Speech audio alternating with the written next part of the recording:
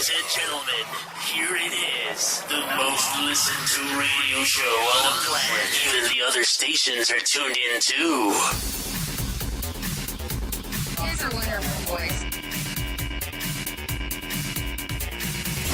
Ladies and gentlemen, here it is. The most listened to radio show on the planet. Even the other stations are tuned in too. Here's our winner, boys.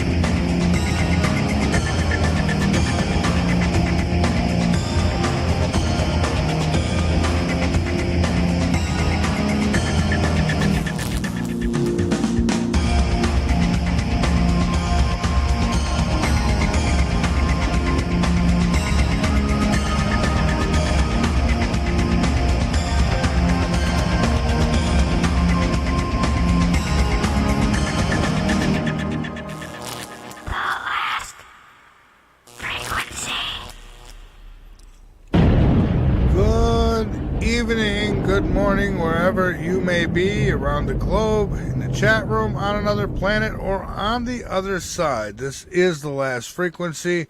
I am Mike Vera, and this broadcast is coming at you live from the capital city, Columbia, South Carolina, located on the east coast of the United States. The website is lastfrequency.com. And, man, I'm at the moment here trying to connect with my guest because that's not happened yet. But I'm multitasking, which is not my strength. But so I do welcome all of you wherever it is you may be, whether it be on YouTube or you're on the website listening, or maybe you're over on TalkStream Live or TuneIn or whatever. Welcome. Yes, we're live. Absolutely live. I mean, that's why things, happen the way they do, because we're live. And so I'm just trying to send something here quickly. And hopefully I was trying to connect with him before the show here and get connected up on, we're going to do Skype video. And so I sent him a link to connect, and it's just not happened yet. So I'm waiting. Anyways, in the meantime, I've got a little bit of news and discovery to get into, and then we'll take that break and come back, and hopefully everything will be just fine with our guest tonight. So, I mean, we just talked a few minutes ago, and, that's... Anyways. So, that's not even up yet either. I don't know what's going on here. Things closing on me that I didn't close. There it is right there. Holy smokes almighty. Just when you think you're ready, you're just, UFO delays more than 18 flights for 12 hours at airport in Turkey. So another UFO story, and an interesting one at that. Let me get that set too. Hello, everybody. Sightings of an unidentified object caused considerable disruption for air traffic in southeastern Turkey last weekend. According to reports, the incident occurred when the radar of a passenger aircraft picked up an unidentified flying object at an altitude of 9,000 feet over the city of Gaziantep on Saturday. Air traffic control, which had also independently verified the existence of the unknown object, quickly moved to redirect flights to airports in Adana and other places. So In total, more than 18 flights were delayed and several others canceled. Exactly what the object could have been, however, still remains something of a mystery. Well, we know what it was. Now, according to the State Airports Authority, it says that a notice to airmen was not issued and flights resumed as normal around 12 hours later. 12 hours later. So, like, for 8 hours, this thing held up air traffic. You would think this would be everywhere on the news. They'd be, like, hitting it live. And I don't know. Ultimate slobs. I saw this. I just had to share it. I couldn't believe what I was reading. Japanese women. Now, this isn't Michael Vera saying it, okay? And I'll tell you where it comes from too. This comes from www.odditycentral.com. So don't come yelling at me. This is their story. But I found it interesting, so I thought, hey, I could do an ultimate slob story here. So it says Japanese women wear diapers to avoid going to the toilet. Now, I know there's probably a lot of Japanese women out there right now saying BS on that, but I'm just telling you what this is saying. Weird as it may seem, there are people out there who would rather wear an uncomfortable diaper all day long than go to the bathroom. And I believe it. Now, I'm not saying just Japanese women, but I mean, in general, I believe it. I bet there's more people than we can imagine. The Japanese media reports, now they're reporting it themselves, adult diapers are increasingly popular among Japanese women who say wearing them saves them a lot of time. Oh, man. Anyways, in an article titled The Ultimate Form of Slob, Japanese magazine Spa describes the hottest trend in the land of the rising sun. Yes, no, it's not the brainwave-operated tail for humans. That's still just a prototype, they say, but something way more disturbing. The masculinization of women has become a very popular topic in Japan. Look, wearing a diaper and urinating on yourself all day is not masculinization, just for the record. It's slobalization. That's what it is.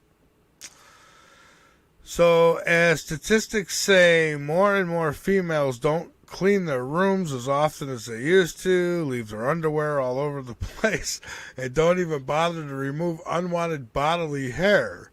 But one magazine seems to have identified the ultimate slobs. Oh, man. Women who wear diapers to avoid using the toilet. They even interviewed one such girl, 25-year-old. Does she really want her name out there? I'm going to spare it here on this show. She works in a Tokyo real estate agency. Oh, wonderful. She's going to be showing you the house. What's that? I smell piss. It's like, oh, no, it's not the house.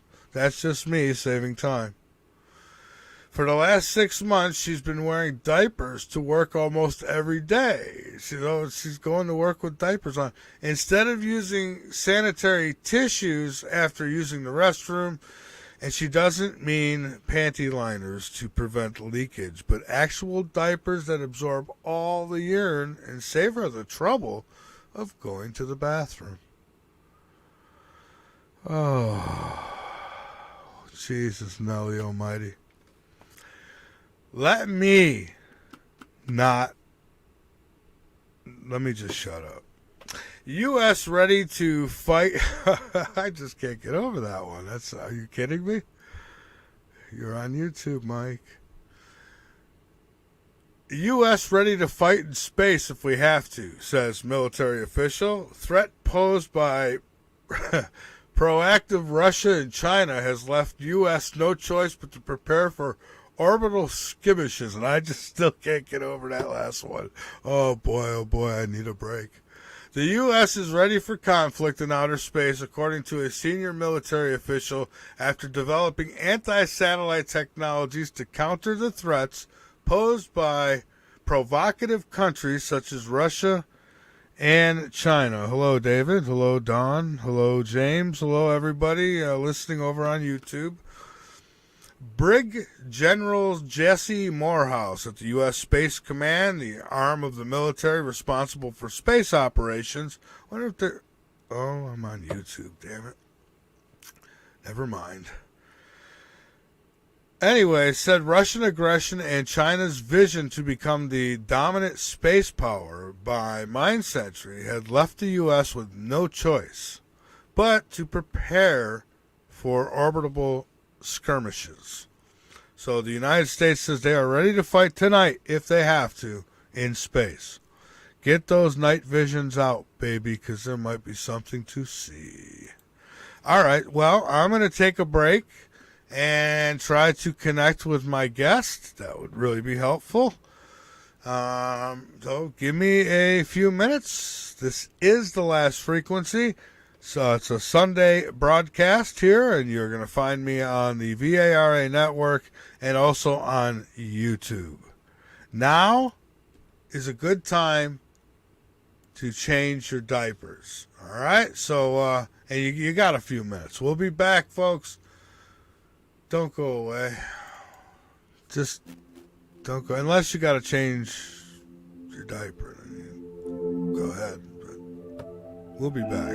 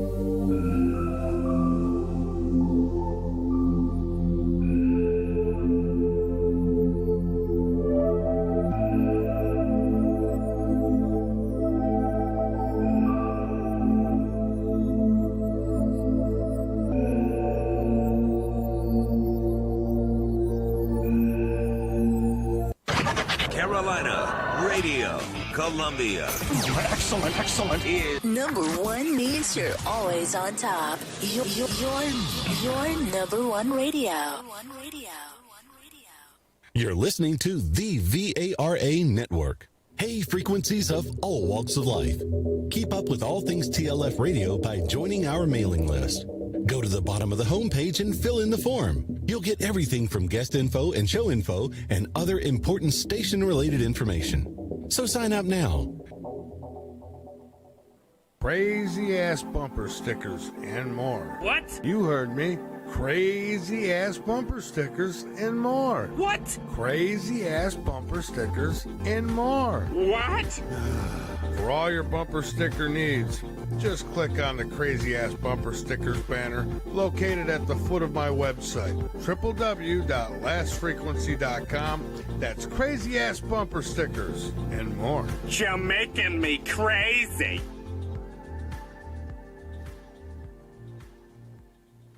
I want to talk to you about something very important for a moment here, folks. That is clean drinking water. Now, you can survive without it for about 3 days. How do you know yours is even pure? You don't, but I'll tell you what is. This is the ultimate water filtration solution. It's called Alexa Pure Pro. It is a groundbreaking gravity-fed water filtration system that outperforms all the others for less. I personally stand behind the Alexa Pure Pro water filtration system because I use it.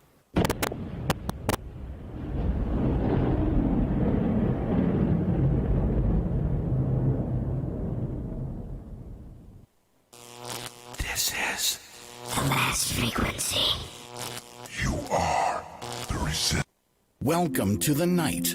From the Midlands of South Carolina, you're listening to The Last Frequency with your host, Mike Vera. To get questions directly to Mike Vera, you can call in or message Mike on our website, www.lastfrequency.com. Now, here is Mike Vera.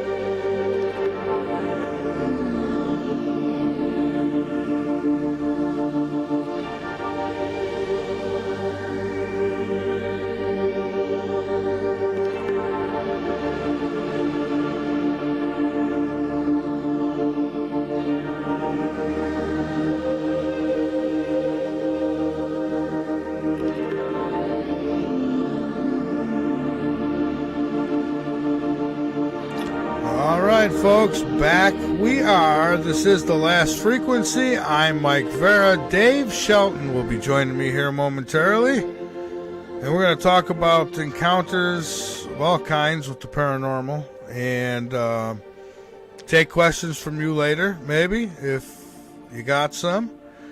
And I'm going to be bringing him on here by video, if everything works as it's supposed to. And it looks like it just might. How about that? That might be a first. Let's see. I'm trying to get it on here. I know it's wrong. There we go. All right. So, folks, the website, it is lastfrequency.com. Go on over. Become a member. Be informed. And by all means, inform others. All right, important that you do that. And so let me go ahead and welcome him on. And Dave, I welcome you to The Last Frequency, and I thank you for taking time out to be here. And you have an extensive bio, so I thought we would just start out with me asking you a little bit about your background. And you know, you're involved in so much, and it's impressive, by the way.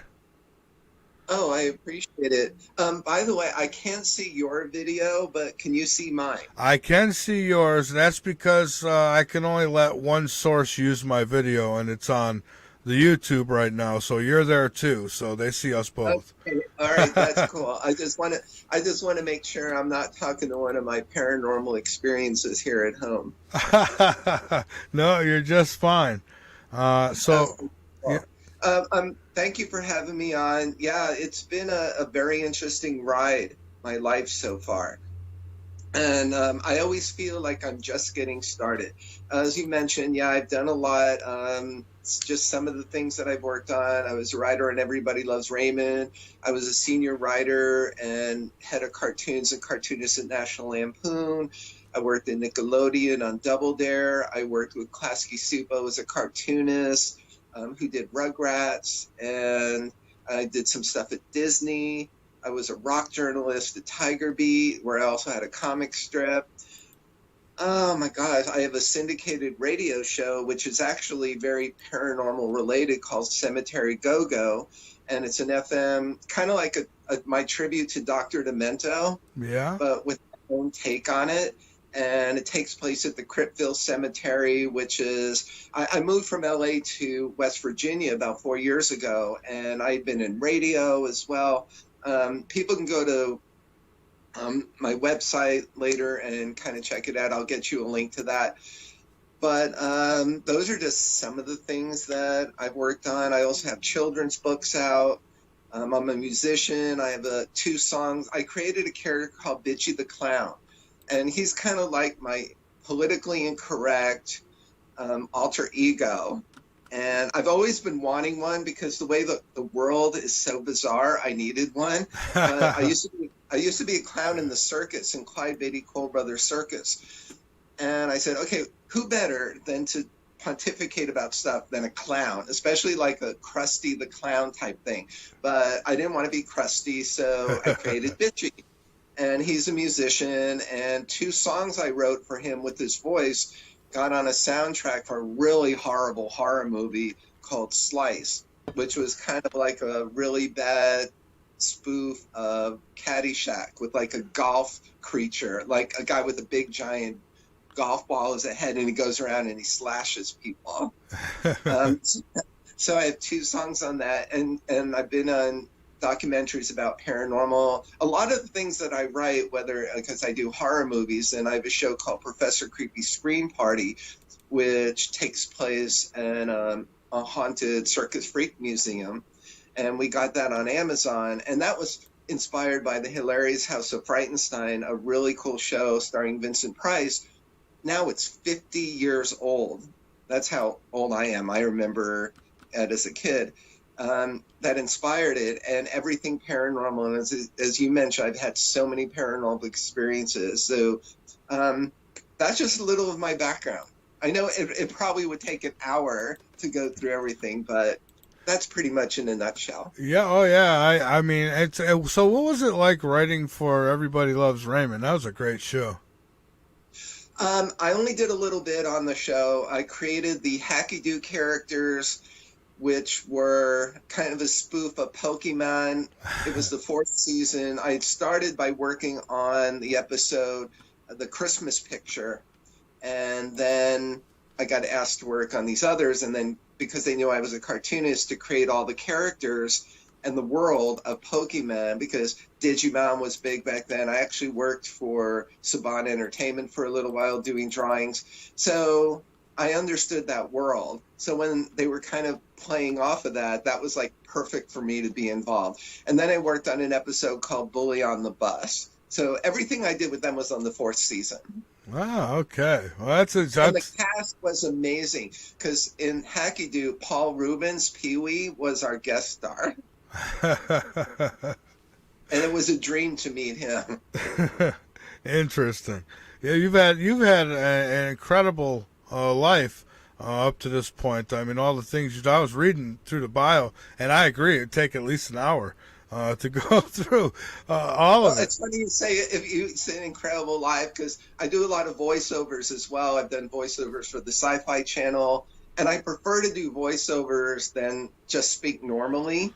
Oh, yeah. Because most people who do voiceovers prefer that, and I've done voiceovers for a lot of other things. And in my radio show, I do the character. I do Bitchy the Clown. I've got some other voices that I'm working on. I have a band because I'm a musician, called Weird Characters, because every song from the originals to the covers, I try to do them in the voices of those bands. Like if I do Whip It, or if I do Monster Mash, it'll sound like Bobby Boris Pickett. So when you said An Incredible Life, the first thing I'm thinking of, It's a Wonderful Life. So I'm going like, Mary, that's like, where's Zozo? Where's Zozo's pedals? It's like, oh my God, Clarence, please bring me back. And what's so funny is that I actually know the actress who played Zuzu, and she had the little bell. And I actually have a signed bell, which is one of my most prized possessions. Wow, that's awesome. Awesome. So, tell me a little bit about your encounters with the paranormal. Oh, wow, that's a lot, too. Okay, just off the top of my head, well, the first is I've always felt there was some sort of connection to the spirit world. One, my parents were atheists, and my family was mostly Jewish, but we were also descended from Vlad the Impaler on my mother's side. So I knew there was something weird about my family anyway. Not to mention we're a walking textbook of every trans malady, illness, whatever that you can find. But one time I was doing a signing down in San Diego at Comic-Con, and a psychic just walked up to my table, and he said, I don't usually do this, but I had to come and tell you that there's a spirit watching out for you. It's a guardian angel. And I said, is it my grandmother? And he said, yes. I said, I've always had a feeling, because we were very close before she died, and I had always felt, and I kind of came to God and Jesus in my own way. And he said, yes, and she's always there to protect you. And one time, even before all this happened, I was it was either Kansas or Missouri, where the Precious Moments Chapel is for the little dolls. And we were there, and it was the middle of winter. I was with an ex-girlfriend, and we were on our way to the island. There's a little chapel island where the museum is near. Well, I was in a rent-a-car, and I don't know if I had proper insurance, but we started sliding down the road right towards the lake. Oh. And we were about to go over. Something stopped us, literally, as the tires hit the end of the embankment. And I was just praying. And I know, whether it was God or my grandmother or someone, or my mother, because she had passed away before then, that was looking out for us. And it was a major miracle. And so I've experienced a lot of things like that. One time I got a phone call, believe it or not, straight out of Twilight Zone, from the phone number of a deceased friend from my church. And he was elderly, and he passed away, and his widow, from what I found out later, had gone into the hospital with a leg infection, and they weren't sure she was going to make it. So he called me to kind of tell me that she was in the hospital. So I'm going, hello, and his name was Don. I said, Don, you're not here. And he goes, Peggy's in the hospital. He goes, Peggy's in the hospital. And I just kind of stood there. I was just taking a walk. The phone disconnects. It just drops. I call the number back, and it's disconnected. Oh. So I call my pastor, and he said, yes, Peggy had just gone in the hospital, and I don't know if they were doing last rites or they were worried, but fortunately she pulled through. But he had called me to warn me, and all I could think of, it reminded me of the episode, I'm trying to remember the actress's name, where the phone wire came off of the pole and wound up at the grave of this dead guy, and he kept calling his wife at her house. I don't know if you remember that episode or not, but it was just like that. So those are some of the kind of things that I've experienced. Why do you suppose that they care about us on the other? I mean, once they move on to the other side, I mean, why? You know, some say, they don't care about what's going on here no more, and I'm with you. They do, but why do you think? Because I mean, it's very scientific if you think about it. Mm-hmm. You know, just like Albert Einstein said, and so many other scientists, that energy cannot be destroyed; it could only be moved, and we are made of energy. I mean, we're electrons, neutrons, atoms, and atoms make up everything, electromagnetic fields and batteries and things. So there's a charge. It's the reason why you rub your foot against a carpet and then you touch something metal and you get a spark. Yeah. We're conductors. And the energy, when it leaves us, our shells, it just dissipates. And depending on either your belief or what your life was or where your thinking is, I believe that the energy can be stagnated and not move on. And that's a lead in where another time, in fact, here's another Twilight Zone connected. The son of a very famous Twilight Zone actor, Richard Long. He was also in the House on Haunted Hill and in the TV show Nanny and the Professor, very big in the 50s, 60s, and 70s. Anyway, his son I was friends with him in LA, and his son wanted to be an actor, couldn't do it, like a lot of kids can't, do the same thing their parents do. So he wound up drinking and smoking, and he drank and smoked himself to death. And we lived in the same apartment building. Well, his family had not, they did welfare checks on him. They had not seen him for 2 weeks. So I said, okay, I'll go check on him. So I went down the hall. I smelled the death right at the threshold of his front door. Boy, that's a smell you just never forget. Never, ever, ever. And I'm surprised no one else saw that or even felt it. Well, anyway, I opened the door, and it just flooded the smell. And then I'm hearing, it's straight out of a horror movie, I'm hearing crunching, and he had a cat. And I'm thinking, oh my gosh, the cat's eating him. Oh. But Yeah. Fortunately, though, there was light coming from the window, and he had just gotten into the garbage and got some chicken bone. But Oh, then I hear static coming from the bedroom. It was an L-shaped hallway from the living room. So I go down to one section, make the left to go there, and I see his feet dangling at the end of his bed with the poltergeist imaging coming from the TV, just the static and things like that. So I get, because he couldn't afford cable, so he would just do regular TV. I get to the doorway, and he is there, eaten up. His body had bloated from the chemical release of his body. The flies and maggot, which were all made of that, a lot of people may or may not know that, yes, we have those mites and things, living creatures inside of us. So it's been obviously 2 weeks, and he was just there. So the first thing I do before I call the police is I go get my digital camera and I take a picture of him. oh, And I still have that. And there's still people that want to see the picture. It's on a memory card right now. And this was before cell phones. yeah.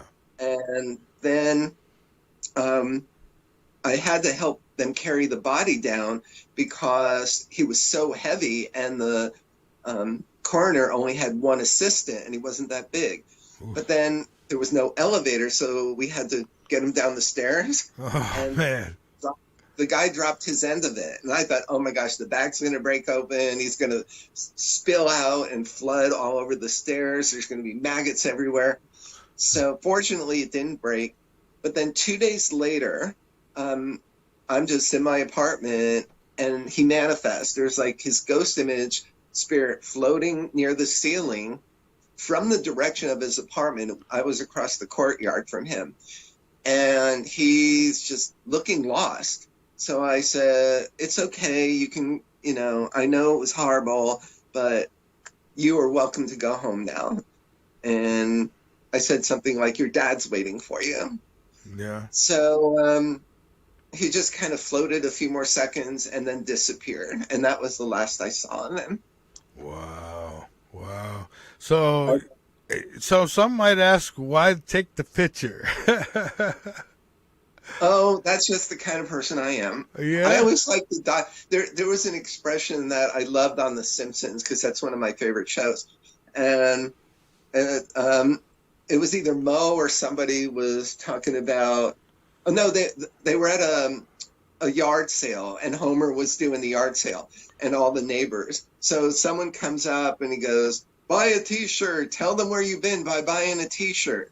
So I thought, oh my God, that's a great idea. Because how many people walk around with, I went to Yosemite, or, I was in Florida. Yeah. So it's the same with photos. You want documentation. That's why people put stuff on Facebook all the time.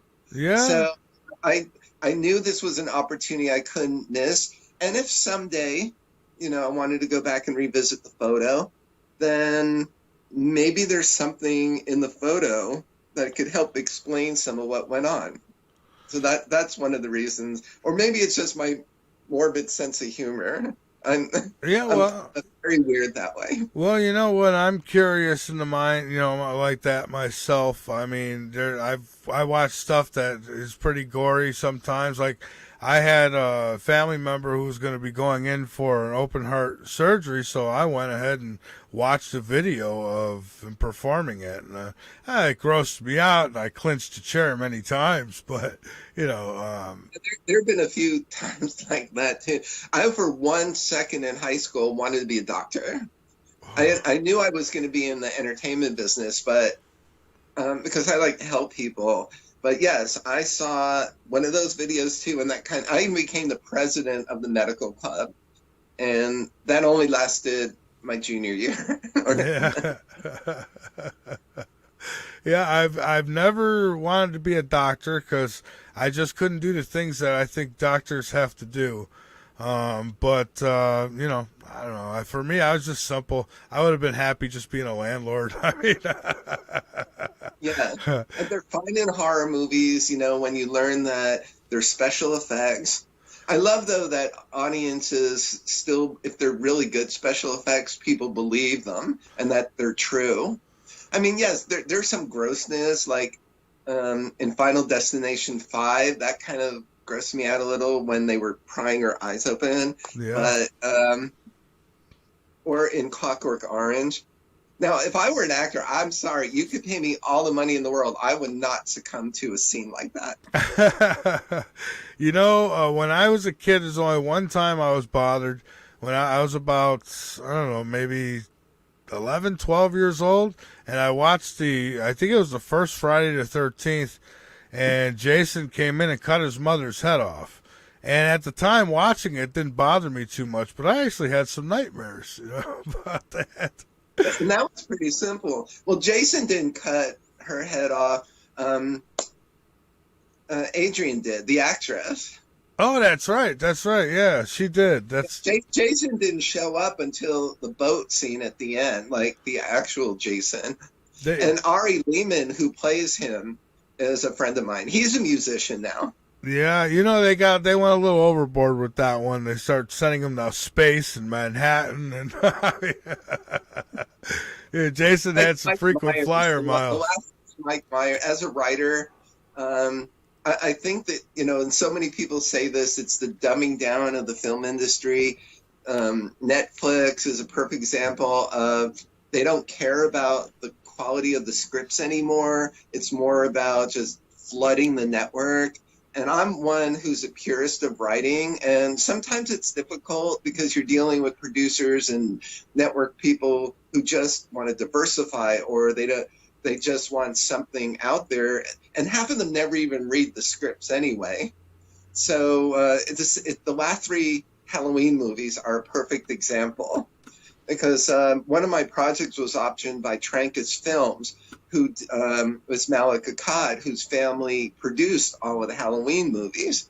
And he had loved the concept and everything. But yes, so many people I'm seeing about the last 3, it's not the same, like you said, and it's diluting the franchises.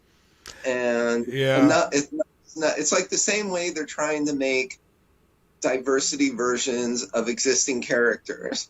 Like someone wants to make a Black James Bond. No, come up with a different character, or change another one, or eliminate things like that. Being politically incorrect, but a humorist, and especially coming from National Lampoon, it's like what's happening to comedy and film is just ridiculous to me. I agree with that, and like that's even with the comics, the superheroes. I say, why did they have to change the superhero around to please a certain crowd? Why not just create a new one that is all that you want, right?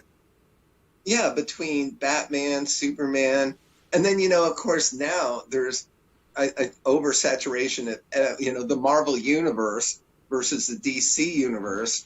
And I just don't like that they're comparing them. And yes, everything has to be diversified now. It can't just be who's the best person for it, or who is the best actor and who fits it. It's not about that anymore. Although I'm trying to decide if I want to see that weird new Barbie that's out. Oh yeah, I didn't hear about that one. Now what's that? It's kind of like a weird musical version of Barbie, and it's like Barbie comes to life. Oh. But I think even that has some weird diversity, and I don't know. I've been just hearing so many different things, but the weirder the better. I mean, that's why I write weird things, and that's why I had Professor Creepy's weird, and Cemetery Go-Go is weird, but it's cool, and people really take, even bitchy. I'm finishing up a cologne called Trash, and we just mixed it. We're actually going to be pouring it into sample bottles this week. And the slogan is great. It's called, if anyone asks what you're wearing, tell them you're wearing trash. And it's got Bitchy the Clown on the label. Yeah, interesting. Yeah. So... I understand now. West Virginia is where you live, correct? Yeah. I moved from LA after 30 years to West Virginia, originally for a writing gig. And then I just loved it here so much, and I knew all about it. And I knew it wasn't Virginia, like so many people in New York and LA and California think we're part of Virginia still. I'm one of the few people that actually knew it was its own state. Yeah, And what's so funny, I just found this out today. Someone had sent it to me. The new Indiana Jones movie that's coming out. yeah. Um, they have, you know, how they have the digital or the sample maps where they're trying to show where like Indy is going from one area to another, and then they do the animated plane flyover. Yeah. Well, on the map of the United States, West Virginia, it says Georgia. Really? Oh, freaking. You can't get our state right in a movie map. And this is a Spielberg thing, so Yeah, well, yeah, it's a little frustrating. there you go. But I love it out here, and it's one of the most paranormal states. I've been doing so many investigations, appearances. I just appeared at something called Paranormal, and it was in Oak Hill, which is in the center part of the state. It's a very haunted area. It was a closed down school that we held it in, and then we did an investigation at night, and I experienced so much cool stuff. And I did a Facebook Live for it, and people can go onto my Facebook and find it. Oh, okay. Yeah, I was going to ask you about that, the most haunted area in the country. So, I understand you did something in an asylum as well? Yes, Oh, I'm boy. actually wearing the shirt for your audience. Last year, I hosted the Allegheny Asylum Ball for Halloween, and it was the most off the hook party ever. And you know, I had been to so many parties in LA that this one was just incredible. The whole asylum area was open. It was BYOB. There were bands there. I got to sing Monster Mash with one of the bands. There were costume contests. There were hundreds and hundreds of people in costume. It took like hours just to judge it. And then I'm like running from emceeing to going to be a judge, and you'd go across the room. And then there was a haunted house that was open there. So, and the whole facility, I don't know if you've ever been there, but anybody that knows anything about horror and the paranormal know what an active location that is. And it truly is. So I've also done appearances at the penitentiary, the Moundsville Penitentiary. And I've had some weird things happen there. Even my cousin came in from New Jersey, and we went one day, and she experienced some stuff. And there's so many haunted places. Blennerhassett, Anchorage, in Marietta, Ohio, which is just over the river. The Cryptville Cemetery is the location I use for Cemetery Go-Go, but it's based on the Oakville? I think it's the Oakville Cemetery here in Sistersville. And my girlfriend and I, she's gothy too, and we're doing our own version of ghost hunting. We're calling ourselves the Paranormals, and our catchphrase is, we're anything but paranormal. So, Okay. so we've already done a couple of investigations, and I've experienced paranormal stuff up there at the cemetery. And one time I was up there on one day, and I did some things there, and I caught some stuff on the phone. I was talking to someone. I went back down the hill, and we have a library right down there that's also haunted, that I've experienced things. No sooner had I walked in there from the cemetery than things started flying off the shelf. Like coffee containers and papers and things like that. And the librarian saw it. See, now I used to think that was sometimes an exaggeration by people until I witnessed it myself in an apartment that I lived in. And I had a horseshoe that was literally screwed to the plaster in the wall, and that sucker just came right out and just whizzed by my head. I mean, like somebody grabbed it and threw it. Yeah. It's true, and it's usually sometimes the people that don't expect it is when the ghosts or the spirits are going, you know what, I got to convince this person. I got to reach out and tell them that something's going on. I worked on a book called The Ghost of Cielo Drive with this crazy guy named David Oman. I don't know if you've heard of him. And he was in LA. He lives in the house right next to the Sharon Tate house where the Manson murders were. Oh, yeah. I've talked to him. And I worked on a book with him. I was the editor and the rewriter. And we were doing it was either a Zoom live or a Facebook live or something, or a podcast live streaming. And suddenly I'm relating one of my paranormal stories. The screen starts pixelating, and then he had a shelf behind us full of action figures, and like a Slender Man was one.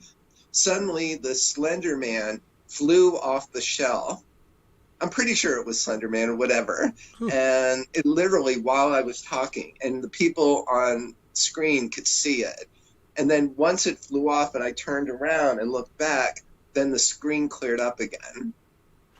Wow. But yeah, he's a little weird. He talks to Sharon Tate, and she helps him with barbecue sauce.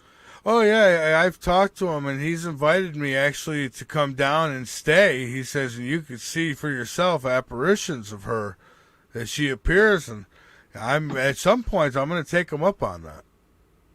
Yeah, you should go down there. Yeah. Don't tell him you know me.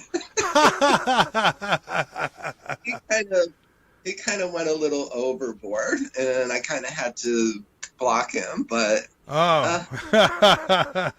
well, it happens. It's still good working on the book, and the book's out there. You can get it on Amazon, and but yeah, I experienced a lot of stuff there. And as I said, there's so many different things, and especially in West Virginia, I plan on doing a lot of filming here.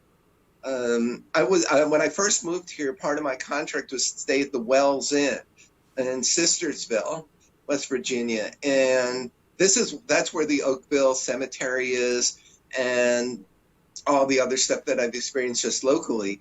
But it's a haunted hotel, and a lot of famous people have stayed there. It's kind of gone downhill since the heyday. If someone out there wants to buy a haunted hotel, it's for sale, but it needs work. But I did a short film there called Dolls in Quarantine, because I was there when COVID first hit. And I said, I'm just going to shoot a movie, and I collect haunted dolls along with like bobbleheads.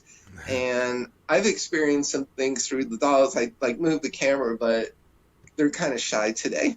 So I did a movie called Dolls in Quarantine, entered it in a couple of horror film festivals, and it won, which was really cool. And people can find it on YouTube. Just look up Dolls in Quarantine in my name. So I'm going to do a follow-up called Dolls in Conversation from my apartment here. And it's basically going to be all the dolls, and I have a lot of horror dolls too, like from some of the Halloween stores and things like that in Spirit. And it's just going to be weird conversations that dolls have. Because, no one ever knows what they talk about when you're not home. Like, people think, what do animals say or, do when you're not home? So it's my interpretation of what the dolls say. Wouldn't that be great? They could finally come out with a device you could put on your dog, and you can actually, it translates what he's, saying, maybe thinking. Come in. Yeah. They have nothing to do with what you ask or the situation or the people. And maybe they're just trying to get words out that were residual from months ago and things like that. But, like if a dog is barking and he's barking at a cat, but it says, I want Mapo, I don't think. Yeah. Yeah, I guess so. I mean, how do we really know what the dog says? I mean, you kind of with a dog, you feel it. It's like having, I don't know, somebody who can't speak or what have you in your life. You figure out ways to communicate. Like Stephen Hawking's. Yeah. At least with Stephen Hawking's and humans, he had keyboards and he had voice modulators and synthesizers to use. Yeah, he had it going on for a while there. I'd like to see a dog type what he's saying. Yeah, well, that would be impressive, and I would want that dog, and I guess everybody else would too, wouldn't they? It's like Lassie, but at least with Lassie, every time Lassie went to bark for someone, it was because someone was in a hole. So the only shot he showed up to somebody is you knew there was something wrong. Yeah, it's like, what's wrong, Lassie? Did Timmy fall in a well? Rough. Yeah, that's what it is. Yeah. I'd like a Scooby-Doo. That if I could have at least Scooby-Doo talk, so that would be cool. Yeah, Scooby would work too. I've seen dogs on YouTube and on TikTok and these other places that it sounds like they're saying "I love you." Someone will say "I love you," and the dog, you can make it out. Yeah. Well, I mean, I've heard some dogs kind of do that too, but it's really just like maybe and they're just repeating what their owners are saying. Yeah. I mean, hey, parrots. Like all these ghost shows. I don't know about you, but I'm very disappointed. I met the guys from Ghost Hunter, Jason, and them at one of the conventions, and it's just so disappointing because of all that footage they take. You'd think they could get more than just like, and then they say, "Oh, he said Superdale" or something. Yeah. And I'm going, yeah, right. I don't hear a friggin' thing out of those little scrambles. Same with like when they say, "Oh, did you feel that?" But it's like almost they never catch anything on video, and then they try to appease the client by saying, "Oh, they're not dangerous or they're not evil." And I'm going like, you haven't proved anything. Oh, I know. That's why I love the Conjuring movies and Insidious. It's and that's TV kind of for you. They've got they got time limits. They got this, that. They got to make it interesting before a break. So it's like, what was that? And they go to a break and then they come back. Oh, it's nothing.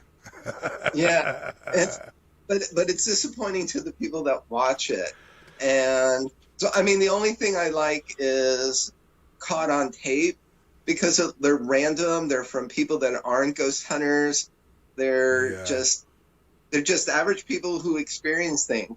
And yeah, I'm sure some of them fake it through, video editing to try to get famous, things like that, or do their TikToks. Yeah. But because I've experienced so much, I know that those are more authentic than some of the others. I love how, though, so many videos are out of focus. Oh, God. So, yeah. And even with modern technology, Bigfoot. I have never seen a very clear picture of Bigfoot, even on those Caught on Tape shows. Well, yeah, I think the best one was the Patterson film, and there's a lot of questions there still. So, right. Yeah. Do you find also that, because I find anybody can be a ghost hunter or an expert. All you have to do is go on Amazon, order the equipment, and suddenly you're a ghost hunter. Yeah. Oh, yeah. Then you get a show. If you go out and you do it, and whether it's on YouTube or on the Travel Channel, Destination ID, whatever it is. Yeah. So on these other shows, I see like these. I mean, I like some of them because they have personality. Like Susan Slaughter. Do you know her? Susan Slaughter. I'm not sure. Sounds familiar. Has a show, and she's cute, and she comes on those Caught on Tape shows for the paranormal, and she gives her interpretation. But then there's a guy from Jersey that does that, and I'm originally from Jersey. Mm-hmm. So, they give their expert opinion. And I laugh. I'm sorry. I just laugh because the stuff they're saying is stuff anybody can say. Like they see something. Well, yeah, ghosts normally will come out during an eclipse, and they seem to like that better because of the clouds moving over, which blocks their energy. And I'm like, yeah, did you learn that in science class, or did you watch that on TikTok? So I like the shows also. That's why the one I'm doing with my girlfriend, we're weird. We do cool stuff. We are rock and roll paranormal. I'll tell you. And I was gonna say I'll tell you what one good show is. The only one that I really watch paranormal show is Dead Files. I like that one. It's got the homicide detective. I've seen that one. Yeah, that one's not too bad. At least they're doing a little more. Yeah, well, And then, yeah. But then there's also, I love when, I forgot which of the show that had like celebrities come on, like Meatloaf. Oh yeah. Actors before he passed away. I know. I'm trying to. Yeah, I know what you're talking about. I can't think of what. So I like that because he was so friggin' energetic and excited to try to catch a ghost. Was it Celebrity Hauntings like or something like? He was like the Meatloaf of Rocky Horror on these ghost shows. Yeah. Yeah, so what's your thoughts about the ghost box? A lot of people talking about this ghost box. I'm not with it myself. I think if it's picking up radio stations, it's kind of hard to. Right. Oh, you mean like spirit boxes? Yeah, where apparently it'll scan through radio frequencies and you ask a question and and apparently it's answering you. Well, yeah, I'm kind of iffy about that too. Me too. Yeah. For me, it's just like downloading a ghost app. I when I did this thing the other day, we went to Blennerhassett and I had stuff there, and then we were at this really cool museum though in Cameron, West Virginia. It's the Afterlife Museum of the Paranormal, and it's a really cool place. And the guy who runs it, Steve Hassell, I think his last name is, he has a show on YouTube as well. But to me, they had all these possessed dolls there. But I downloaded a ghost video app and I started taking pictures. Nothing. It showed there was energy there, but this ghost app picked up nothing. It's same with the local app EVP that I downloaded. It did absolutely nothing. So those things are very iffy. So with ghost boxes and spirit boxes, I don't know. You can catch stuff on your cell phone, and I have a video camera with night vision, and you know what? It's a simple 4K. I could sometimes go out and see things that I won't see on these apps or these boxes or these EMF readers. Yeah. Things like that. And the EMF reader is also very deceptive because you put your cell phone next to it, it'll set it off. You put it next to a light source, it'll set it off. So it could be very confusing. Right, and it could even be picking up your own body, whatever. So you have a pacemaker. Yeah, you're going to set it off. Right, it's me personally. I think the best evidence is personal experience, and I don't trust apps and all that stuff. I'll tell you, I've had paranormal experiences, so I know for a fact that there's something else going on out there. I've taken a picture. We were doing getting rid of hazards in a HUD home. It's just something we used to do, me and a buddy of mine. And I had to take pictures every time we corrected something. You had to take pictures so you could show them you did it. We took a picture. There's one house really creepy. There was all this like almost rusty looking liquid that had been running down the walls. I don't know what the hell that was. It was, and as soon as we come in, we said, let's hurry up and get out of this place. It didn't feel right. Take a picture upstairs, and then my buddy looks at the picture and he goes, holy, you know what, Mike, come here and look at this. And I look, and there's an old lady standing in the corner. You could see through her, but you could see her clear as day, standing in the corner just staring at us. Oh my! I like that the best stuff when you discover things like that. Yeah, and like me, it's random, and being sort of a conduit, I welcome it. Some people are like, "Oh yeah, this is all in your head," or "Aren't you scared of it?" And I go, "No, unless they throw a pitchfork at me or something, or a tire iron, there's really nothing to be afraid of because they're spirits are on the other side."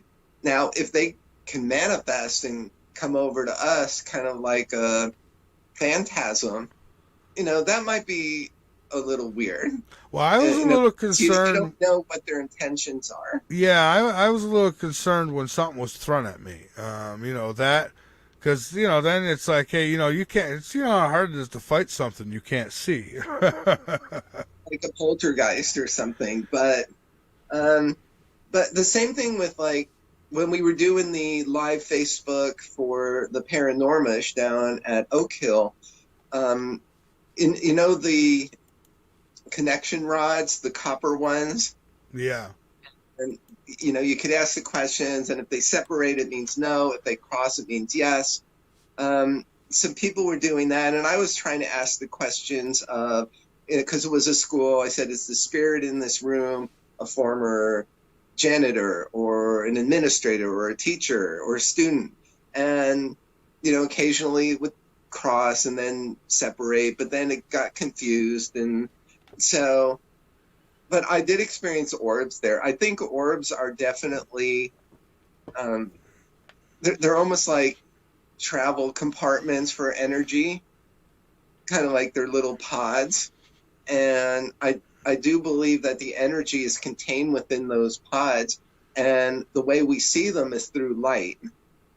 So like if a flashlight or night vision light or something reflects off of it, then you can see it. And I definitely believe in those because I've seen those crisscross, and everyone thinks they're dust. But I said, no, because you can tell dust particles versus the pods and the orb because they're different sizes. They move way different than dust does. Yeah. And so I believe more in that, and I've seen that. But yeah, these other things as well. Yeah, it's kind of iffy. Yeah, and dust seems to be attracted to certain surfaces differently. So if you got a camera and a light on, it seems to like come right for it. It's and it looks different. You're right. So, and I believe because of the energy, like when we were doing it too, this one girl got scratched, and you could actually see the scratches forming, and we were standing right next to her. I've seen that before. Herself and something did scratch her. Yeah, I've seen that before. That is incredibly insane. I mean, I couldn't imagine standing there and all of a sudden I'm getting scratched, and that's what I mean, like getting something thrown at you. It's you start thinking, holy cow, I can't see this person. I hope they don't throw a knife next. Right, and that's more of a threat. If someone physically harms you. Yeah. And that's that. And I know maybe some of them, that's the only way they could communicate. But yeah, that's kind of like getting in your space. Yeah, I mean, if they want, I'd be more than happy to bring up a word pad on the computer screen and go ahead and type to me. You don't have to throw stuff, Right. And I got scratched at the Oakville Cemetery. I got scratched last Halloween. Leanna, who's my girlfriend, she and I were up there doing a Facebook Live around 9 o'clock at night. And it seems almost every time I go up there on Halloween, it's raining. So we were getting drowned. We were going to do a Ouija board session there, but the rain kind of washed that out. But as we're walking back to the car, I felt something on my thigh, and I lift my pants up, and there's scratches there. And I knew there was no bush around. There was no tree. It was open field. So, and we were right where the cemetery, if you remember Night of the Living Dead, the original. I do. Yeah. Our cemetery is creepier than that. Yeah, I've done some EVP stuff in cemeteries, and I'm no professional, no ghost hunter or anything like that, but I wanted to try it. You're as professional as these other guys. Don't worry about it. Well, exactly. I mean, I'm lucky if I come across something. I've had a couple successes, but it's just because one, I was in an apartment that had activity, and that's how one time how I learned how to do it was I was watching a movie called White Noise, and in the back of the CD at the end, the one with Michael Keaton. Yeah, and it gave information on how to do EVPs at the end. There was extras. I said, well, let me try it. Oh boy, did it work! I was teasing the ghost because it said sometimes you have to do that to get their attention. And this little girl's voice comes back and said, "So who cares?" And I'm thinking, oh my God, a little kid ghost, and that's creepy. That's the creepiest to me is child entities. Right. Creep I've me out. heard children laughing too at places. At the Wells Inn, there was something that I experienced while I was there, and some of the other places where supposedly kids are. And Lee and I went to a pet cemetery, and there was an abandoned house there, and we definitely felt some stuff there as well. But as far as, you know what, you get some equipment and you're experiencing stuff yourself. The only difference between you, me, and these people on TV is somehow they're getting paid for doing what so many other people do on their own, like their own YouTube channels or little TikTok videos or Twitter or whatever they use as a platform. You're doing the same thing, and that's the only difference. And as I said, a lot of these people who claim to be so many paranormal experts are not really. So I love the fact that you're doing a podcast and a broadcast on the paranormal, and you're experiencing it too, because I think you're open to it. If people didn't experience things, it's probably because they're closed-minded and they don't believe in things. When I did the penitentiary tour the last time, there were two guys there, and they were like these tough macho trucker kind of guys. They wouldn't fall for anything. It's like we walked around the cells. They're going, oh, come on, when are we leaving? There's nothing here. And even if they experienced something, they'd probably be in such denial about it. Either that or they'd be chicken whatever and not want to say anything because they'll look sort of, kind of. You know what one of them kind of guys need? They need one of those emotional entities to enter them. The ones that all of a sudden they start crying uncontrollably and they don't know why. And they're, it's like, okay, explain that.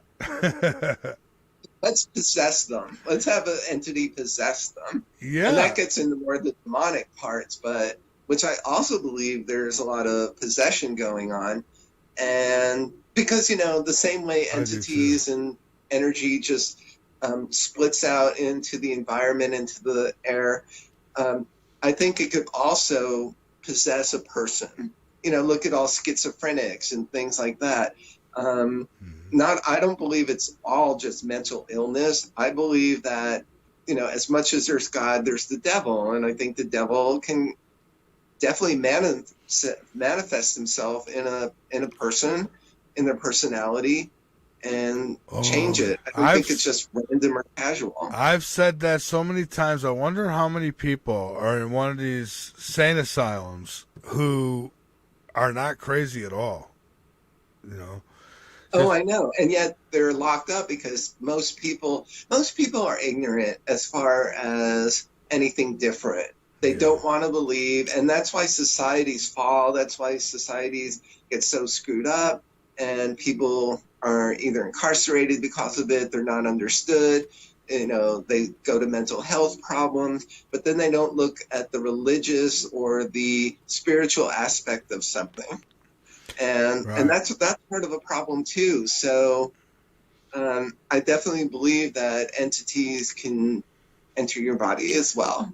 I'll tell you, I've had plenty of experiences. Like my mother came to me a few years after she passed away. But something that was really interesting recently is my father had just recently passed away, and he went on his deathbed the last couple months. I mean, he spent in and out of the hospital to the nursing home for rehab. I mean, it was crazy. And 92 years old, so he's up there.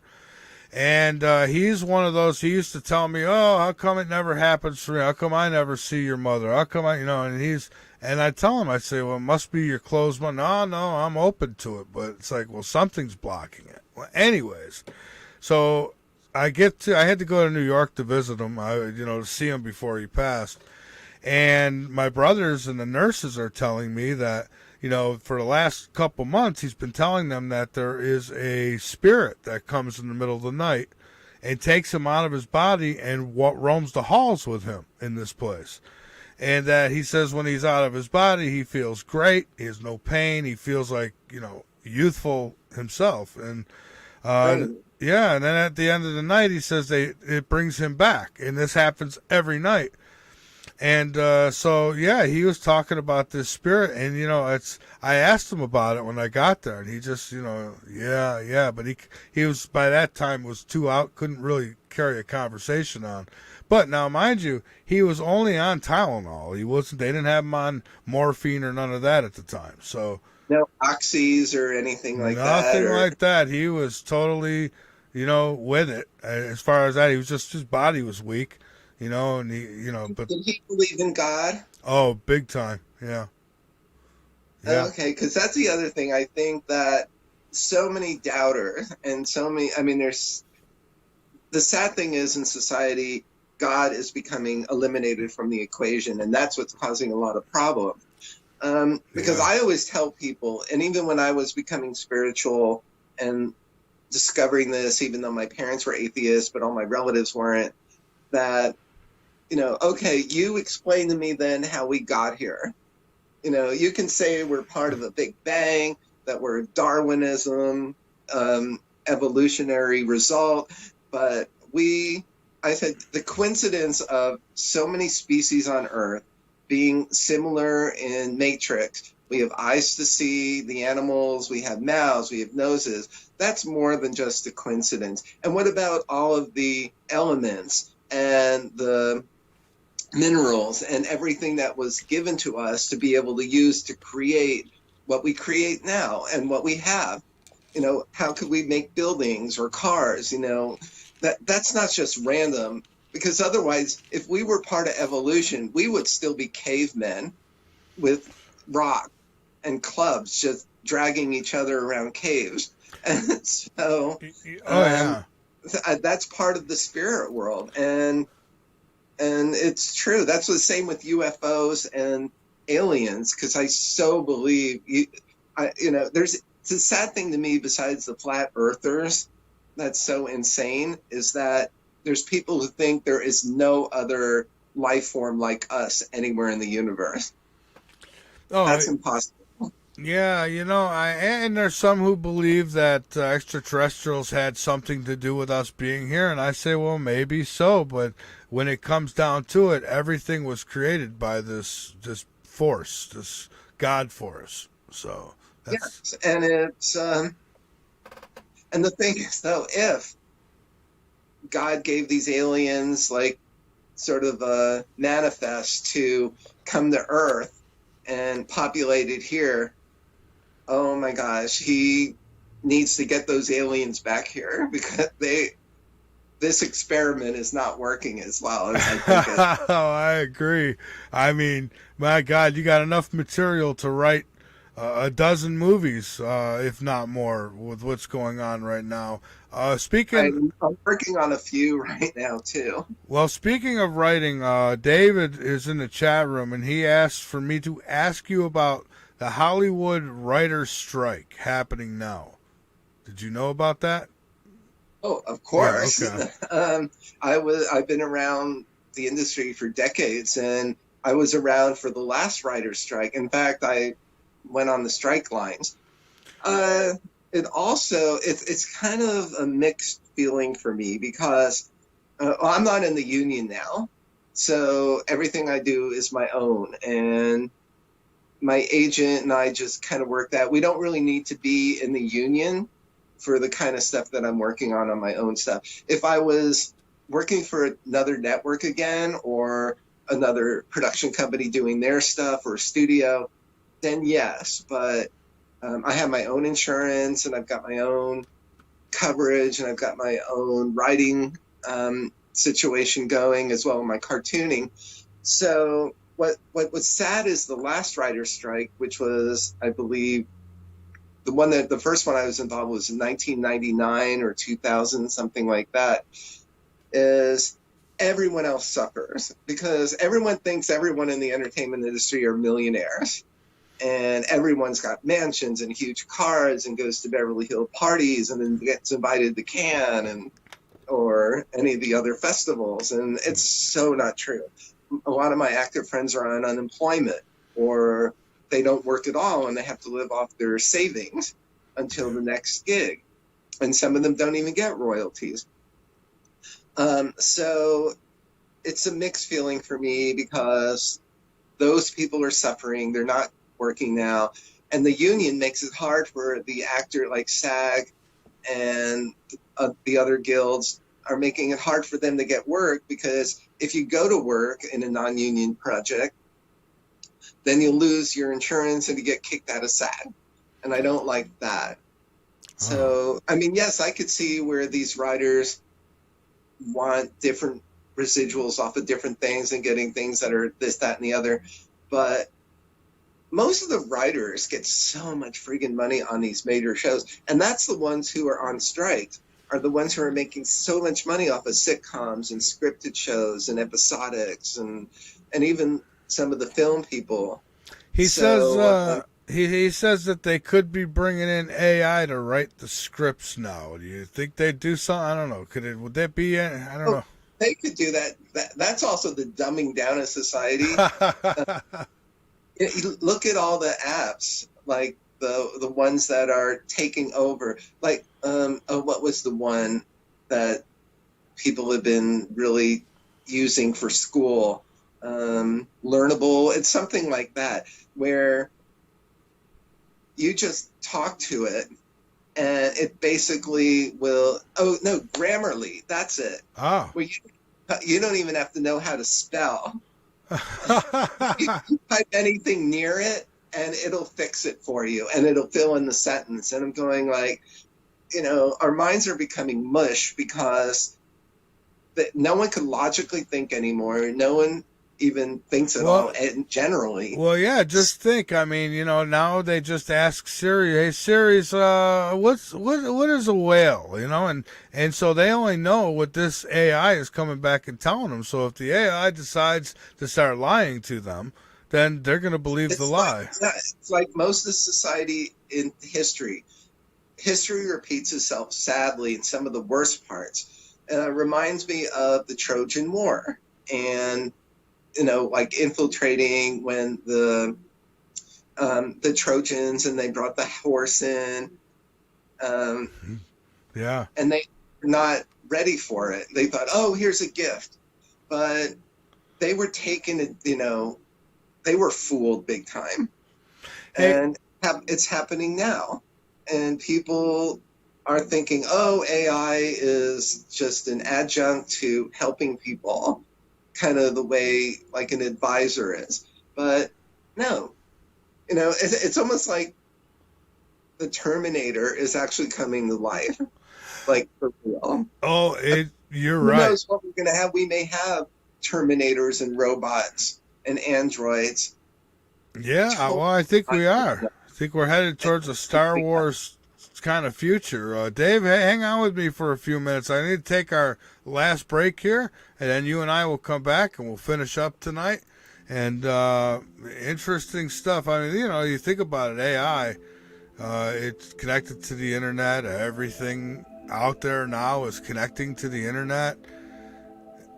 AI will become your god. That's not good. We'll be back in just a moment. I'm Mike Vera. With me is guest Dave Shelton. Encounters with the paranormal, and a very interesting background he has. We'll be right back. Don't go away.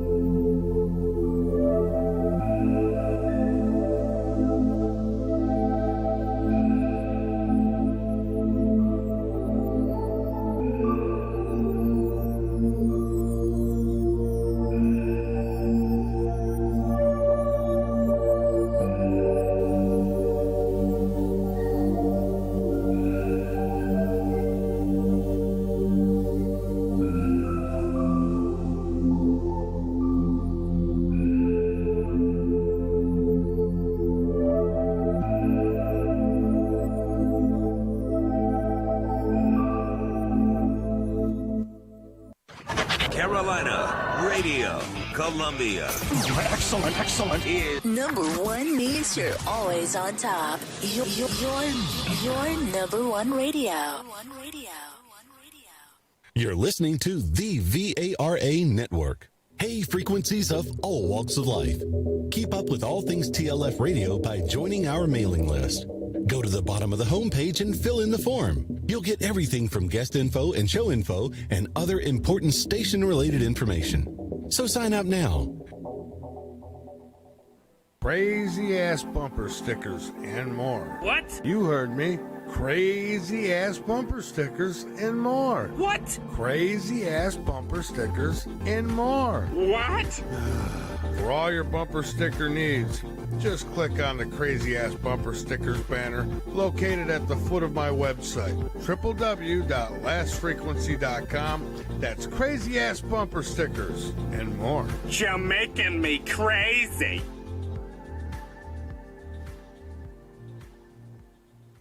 I want to talk to you about something very important for a moment here, folks.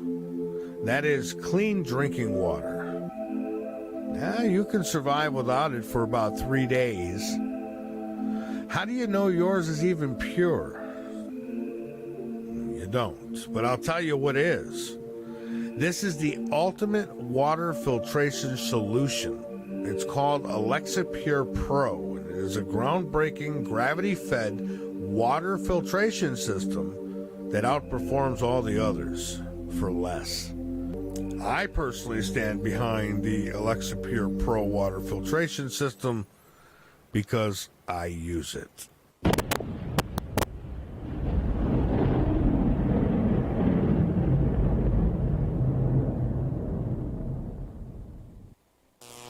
This is The last frequency.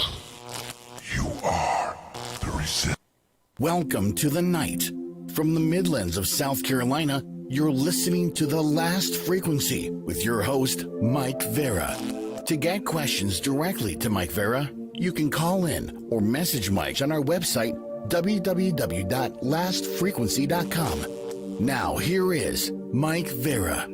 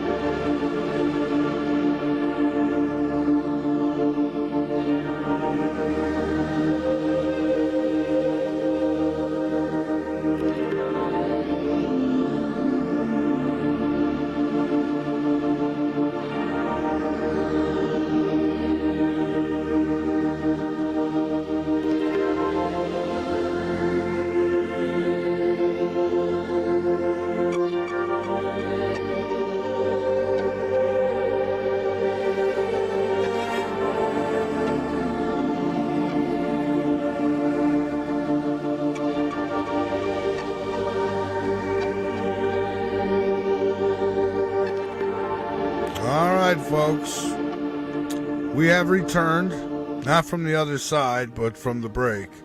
This is The Last Frequency. I am Mike Vera. My guest, he is Dave Shelton. And I gotta say, man, I couldn't keep up with this guy. He's had so much going on. Good things too. He's also got a radio show. I'll tell you about that as well. As soon as I bring him back aboard the mothership of all we do, and that is www.lastfrequency.com. Become a member, be informed, inform others. Remember, folks, I give it to you absolutely free. All I ask is that you please hit the donate button occasionally and help us ease the burden for the cost of doing what we do here. And don't forget, tomorrow night I am back with you again. And this time I will be, well, of course, always on the VARA network, but you'll also find me tomorrow night on Rumble. That's right, Rumble. And I have Darcy Weir joining me tomorrow night. secret space anybody? So that's the conversation tomorrow, and I hope you'll join us there. All right, so let's get back to it with tonight's guest, Dave Shelton. Dave, we are back, and let me ask you this: what do you think it is actually like on the? I mean, obviously, I guess some of this would pretty much be speculation, but I fear that we're just going to be this little ball of energy, and not be able to do anything. Like, I hope it isn't boring when we get on the other side. However, people do come back and show themselves, and they seem to be whole, and they seem to be younger. Well, there's the theory of reincarnation, but that's kind of it's almost like you're relating it to that a little bit. Well, no, I mean coming back like ghost-wise, like they'll show themselves, and they see when the energy, not when they actually reincarnate. Right. You start out as a human, you come back as a frog or something. Yeah, right. I hope that doesn't happen. My God, I'll be a mosquito. If that's what God wants, and He says, okay, your spirit is going to go into this body, you're going to show up as that, but you're not going to remember it. You're just going to be another body, but there's that energy of your original existence transferred into it. But I don't think that's anything a human is capable of understanding until it happens. You want to, sometimes I'll project myself out and think what it would be like. Okay, I'd be that spirit. One thing that I don't get scared of anything, but one thing that does concern me a little is I'd love to be out and alive and see things and see the world, being able to go outside, being able to be with Leanna or my family, travel. If a spirit is, say, stuck in one zone or one area, but they are still have some thought process, you can't go anywhere. And that would be very stifling to me. Yeah. To be able, if I was a spirit and I got stuck in between realms, that would be kind of alarming to me. If once I pass, I would like to go to heaven and experience things there. Whether my spirit would be aware like we are when we're alive, I won't know until I get there. Yeah, and I don't want it to be a guessing game. I don't want to get to the other side and I got to decide what door to go through or what elevator to get on. I want to know, maybe a little GPS if we could. Right. No, I don't think our spirits have GPSs right now for stuff like that. Even AI can't even give us that. Right. That's another question. Do you think where AI is going? I mean, do you think it'll be long before AI is able to connect with really connect with the other side, where it could be confirmed? I don't think it can. Right. Well, at least the way it is now. But one thing I would love, enjoying life so much, the good, the bad, and the ugly, is I would be so fine if my spirit or matrix or substance or soul could be implanted into like a cyborg or a robotic figure and just keep living, be aware, like AI is aware. But I want to be aware as an AI. I don't want to just be just gone. I would love to have that eternalness of, seeing what the future, being able to live in some sort of physical manifestation 200 years from now and to find out what our world is like and where we become. Yeah, right. So in that essence, I would love my soul to be able to go into that, or just transplant my brain. As long as my brain is still functional, I would be fine with that. See, they say now that they can actually upload your brain waves into a animated character, and you would basically live your life in this animated world. I don't accept that because I think it's how do I know it's me? I mean, it's just going to be like a copy of me. It's not going to actually be me. That's like that that's like that Ryan Reynolds movie that came out a couple years ago. Yeah. He didn't realize it, but he was that kind of a creation in the world, but it was created, and he didn't realize that he wasn't real. Wouldn't that suck? I mean, to just, I don't know, would it suck? Or... It would suck because it's not on our plane of existence. It's not, we can touch now, we can move around. And, of course, remember over the years, people have always suggested that maybe we're just the manifestation of someone else's imagination. Yeah. And we're not really real. We're just sort of, and not God's creation, but we're just like some guy sitting there. Either maybe he's looking at his computer screen and we're a program of his. Yeah. Or we're just his imagination, like Herman's head. A simulation. And yeah, it's, I don't want that to be. I would rather we do have an existence and that we do have our own thoughts and we are free of control or something like that. Sadly, the country and the way politics are is we're losing freedom of control that way. But as I said, for me, I would love to just be able to transfer it and not clone. Me too. Like, I don't want to be cloned because you're not really the same person when you're a clone. Right. I want to be me all the way. Like, take my, I don't know, my head, my brain, something, and put it in the, I'm with you. And as long as I can still do the things I enjoy, okay, you might have to sacrifice some things. Like, maybe I want a new face. I want a different face, though.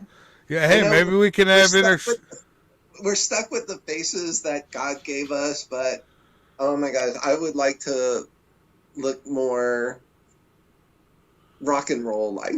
I mean, if I looked like maybe had the same kind of Johnny Depp or, no one's really satisfied with their own face anyway, half the time.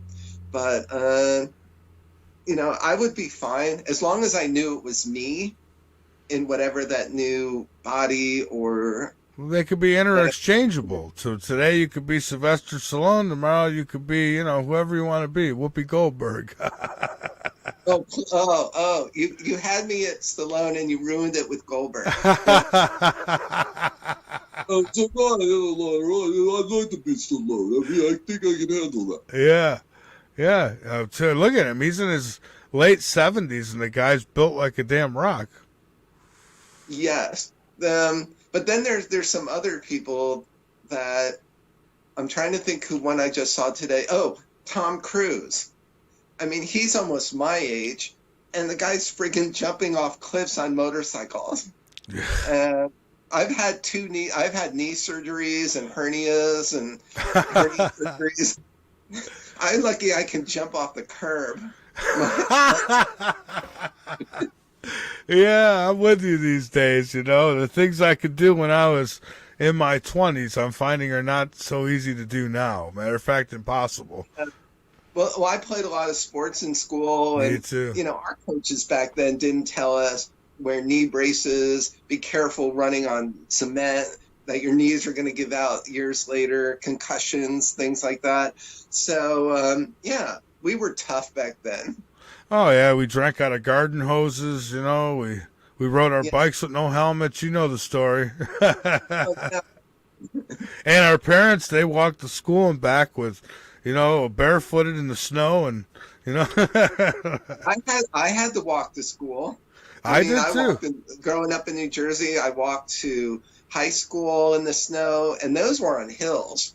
Occasionally, I only was able to take the bus because I think that's all they were able to afford up until junior high. And then, I just went, or I hitchhiked. Back then it was cool because everyone knew each other. It was a relatively small town. And it's funny you say Stallone because I grew up in northern New Jersey and John Travolta grew up 2 towns away from me. Oh, really? Yeah, we had a lot of actors and people in the industry come from there. James Gandolfini, and I experienced because we lived near a Revolutionary War cemetery, and I used to see things there. And there was a golf course called the Rivervale Golf Course, and when we were kids, there was legend that the ghost of one of the red coats would walk along the 8th green or something. And so we would go out there and, we saw some weird thing. We didn't know if they were really real or not, but, we did go out and experience it. So, so there were people like that. And yes, I would love to stay young looking, but I know with our bodies the way they are now, it's not always easy. Yeah, I know, and that's another thing. If we could just figure that out, it's dying. Sucks because me personally, I mean, even with all the struggles, and believe me, there's a lot of struggles. I enjoy it. It's maybe I'm glutton for punishment, but I enjoy it. So if I could still do my radio show and maybe play an occasional video game here or there and that kind of thing, I could give up things like go outside, take a walk, go to the movies, go to the store, do something. See the latest in technology. And maybe even see the end of of life as we know it. You never know. I mean, it could happen in our. I'm wondering how soon that's going to happen with the way everything is. Yeah, right. So we'll meet on the other side at some point, and I wish that we could get to a point where we can interview a ghost. A lot of people have encounters, but nobody's actually been able to sit down and literally interview. Now, I mean, there's been people who claim to do it, but I've seen no evidence of it. No, I haven't either. As much as people claim it. I'd like to kind of see that. And that's more than just faith and belief, because you can have faith in God because you see his examples every day in life.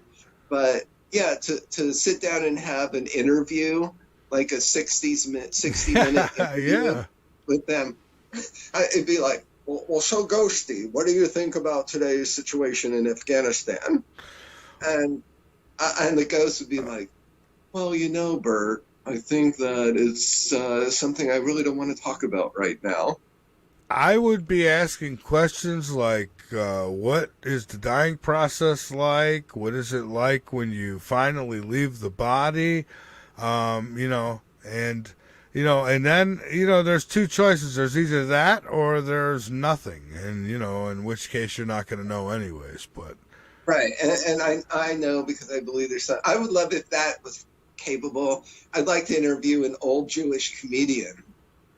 Like this one. So what's like on the other side? Oh my God, it's so painful here. It's like I can't get a good knish. It's like nobody's Hebrew. Nobody speaks that. It's like it's so I can't find a good girlfriend here. It's like this. What is that? I see right through them. It's horrible. Yeah. Everyone says, well, now so-and-so is with their sister, so-and-so is back with their loved ones, and blah, blah. And I hope that's true. And if there's reincarnation, I wonder. Where the faith comes in. That's where belief in the faith. And that's a little more than the ghosts and the spirit encounters. That's going towards faith. Well, I know we live on. I have no doubt that we live on. I just don't know how we live on. Right, and we won't know until we could be as scientific and deal with physics all we want, but until we actually, like you said, are there, we can't physically know. I don't think we're supposed to know. We're only suppositioning it, and it's not. Yeah, it's not the same. It's great to imagine. God gave us imaginations, but as far as the reality of it, we could just guess all we want. But you know what? That's why I just love doing stuff and being alive right now and enjoying it, and then talking to these people on the other side, or doing whatever I can to get to these spirits. I always, when I pray at night before I go to sleep, I always think about the people I've lost and family, and I even say, I wish they were still here, and I hope they hear me. Yeah. So, I know some of them do. Well, and then there's some who, psychics anyways, who have told me that if you're on the other side, believe me, you don't want to come back here because it's so much better there. Well, maybe we're not living until we do go over there. Maybe we're really not living until we get back, wherever home is. Right. I mean, we, like some of the philosophers say, we started as dust and we wind up in dust. Yeah, and I always say it's just like a bowling alley. We come, we play the game, we rent the shoes. When we leave the bowling alley, we got to turn them shoes back in. And that's the body. We got to leave it here where we found it. Unless they're so smelly that they don't take them back. Yeah, well, and then, of course, if you're an astronaut, you're probably the only one that leaves the planet with your body, but you still have to come back. So. Right. Oh, I would love to go into space, and I dream sometimes of being a civilian on a spacecraft that's on its way to Alpha Centauri or even Jupiter or, just another planet. So I love sci-fi, and I write sci-fi as well. Can you imagine how amazing it would be looking out the window and seeing yourself approaching these planets? It'd be like, oh my God, probably your heart would probably drop into your feet, Oh, I would be, I think it would give me the biggest smile. And I love the fact that there is actual cryogenics and suspended animation, and that it's possible to freeze the aging process to do that. Yeah. Now, I don't know. Sometimes I've been reading about it, and sometimes when they defrost, that there is some residual problems. Like, maybe your mental capacity has gone down because of non-use, or because maybe some interaction with whatever freezing chemical process they use, that it sort of infiltrates. So I don't think that's a perfect solution. But as I said, for me, it would be just transferring my brain or my brain waves and my soul and energy with awareness into another vehicle. Yeah. Whether it's, I don't want to be a car. I don't want them to put me in a car. No. And then I'm just a car driving around, but like a talking car. I would rather be into a cyborg or an android. So I think it's funny that so many men that I've been reading about, because relationships are getting so hard with the woke and the cancel culture and the harassment situation. I mean, you can't even say nice thing to these women anymore because they get all freaked out thinking you're sexually harassing them. That men are getting those dolls, sort of the artificial love dolls, because they've got the right robotics and androids. They've gotten so sophisticated that, like, Cherry 2000 was one of my favorite movies of the 80s, and it dealt with that, but in a sort of a post-apocalyptic way.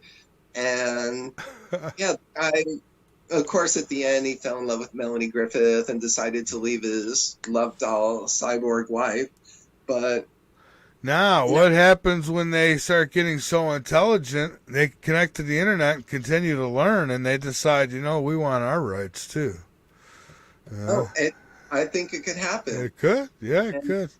And I think something like what are the initials? PGD or something? Oh, yeah. Yeah, I know. The one that's been going through the issues with the courts and the government right now. I think that, yes. And the thing is, it's especially with the Japanese, because I think a lot of it is coming from Asia, because they're developing some of the best of it. Yeah. And the complacency of humanity, they're letting it happen. They're more concerned with fighting each other over stupid politics, over, destroying our country, destroying republics, than they are worrying about, here the robots are going to take over. Yeah. And it's kind of crazy, but you know what?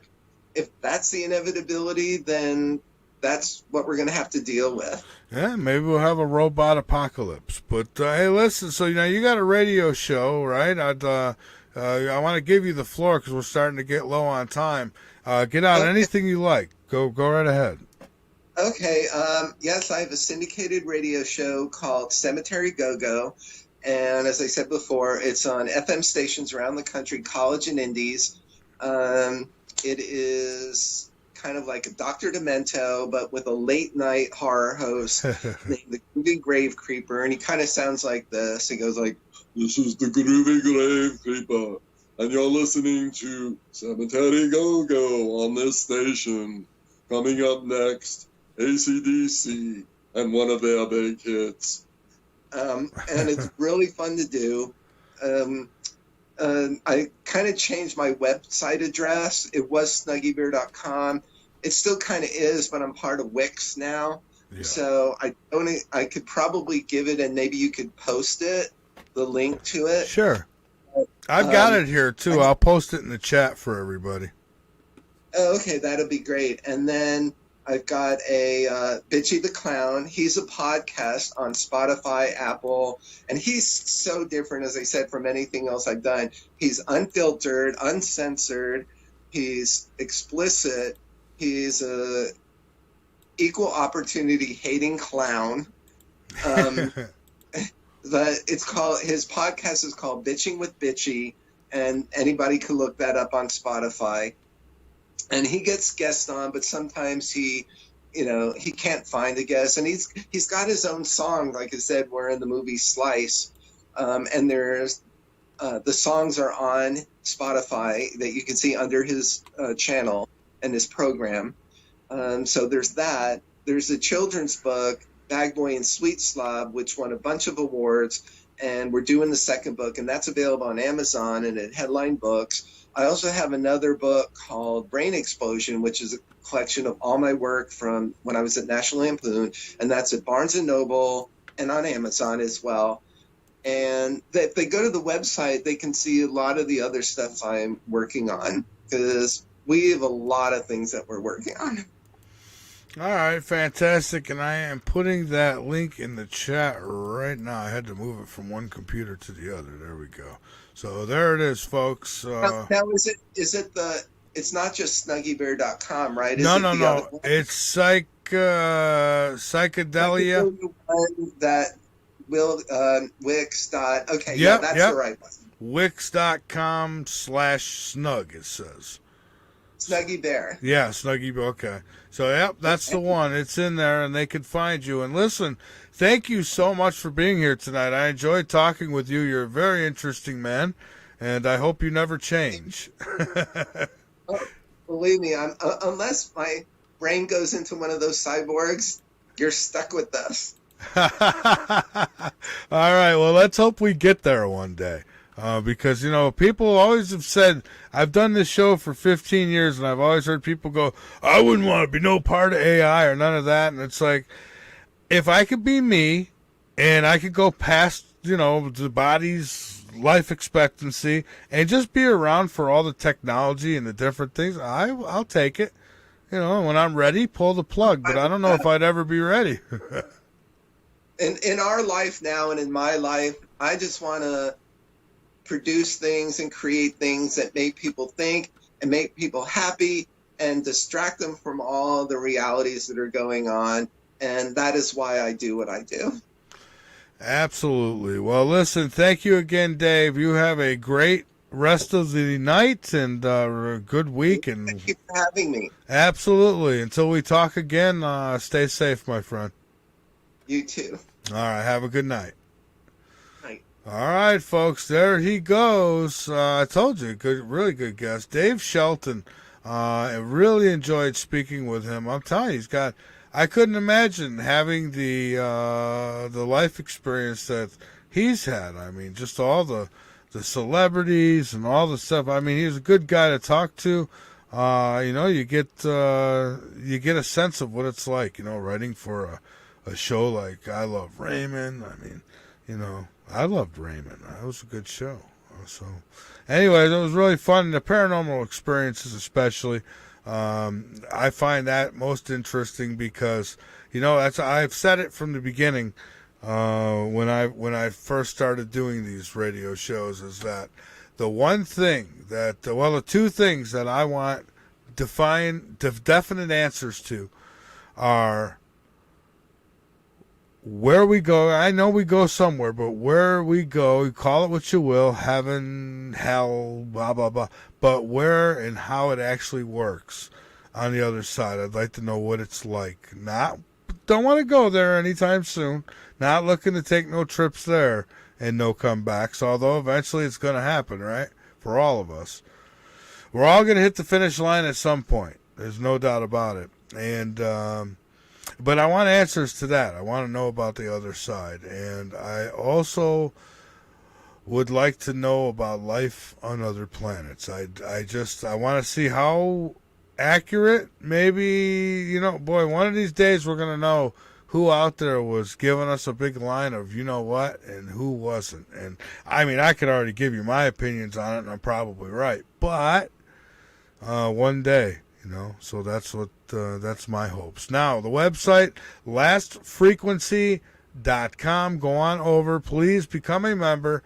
Join. Sign up for the newsletter, and you'll get the news before anyone else. Who's coming up on the show, the next show, this show, that show, and so on. So do that. And hey, if you have it within your means, by all means, hit the donate button. That's what keeps. That's what helps balance things out. I can only do so much, and I could always use your help. So by all means, again, if you have it within your means, please click that button over at lastfrequency.com because it does help. Outside of that, next week on Uncensored, I have Robert Pepino. He's going to be back with me, so that's going to be fun. There's a special guest I'm trying to get on, even if it's for just a little while. Not going to tell you who right now, but I'm working on it, and it would be a lot of fun, that's for sure. So we'll see if that happens. But yeah, it's something I'm working on. And for Uncensored, because that's where this person would have to be. The way they talk, but now, anyways, that's nor here nor there right now. So tomorrow night I have guests.